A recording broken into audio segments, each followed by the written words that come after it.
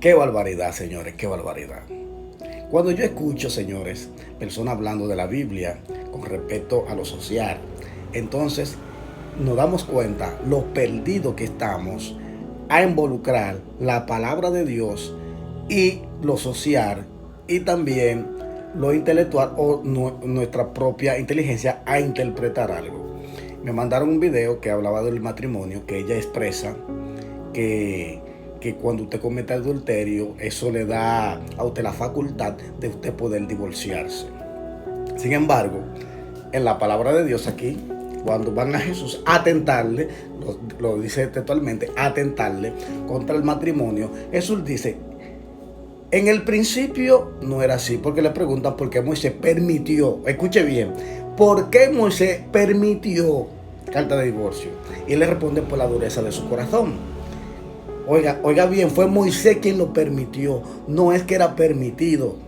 Por eso que tenemos que interpretar la Biblia en su contexto para no sacarla de su texto y nosotros cometer un error y aplicar un evangelio el cual no ha sido escrito en la palabra de Dios. Dice, ¿por qué Moisés permitió carta de divorcio? Por la dureza de su corazón. Pero en el principio no era así. O sea, en el principio, en el pacto que hizo en la antigüedad patriarcal, no funcionaba de esa forma, porque uno de las cosas más sagradas que la Biblia establece y lo relata, y el mismo Dios compara su amor por cada uno de nosotros con el matrimonio. Vamos a aprender sobre este texto. Dice, pero en el principio no era así. Y luego dice que lo que Dios une no lo separa el hombre. O sea, lo que Dios une no lo va a separar el hombre. Y esto se pone en el contexto que Dios nunca y jamás estará de acuerdo con el divorcio. Y menos por causa de fornicación, como lo relata Jesús. Eso, cuando Jesús habla por causa de fornicación, es si una doncella, o sea, una persona virgen, contrae matrimonio y el esposo se da cuenta que ya cometió el acto sexual. Si usted quiere, ya usted se echa para atrás, porque fue engañado antes de usted tener el divorcio, o sea, de usted casarse.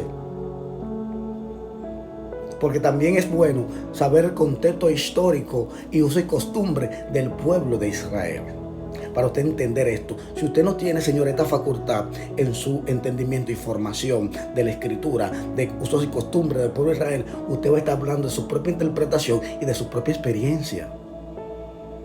Y eso va a causar que usted va a hacer un evangelio diferente al que está escrito.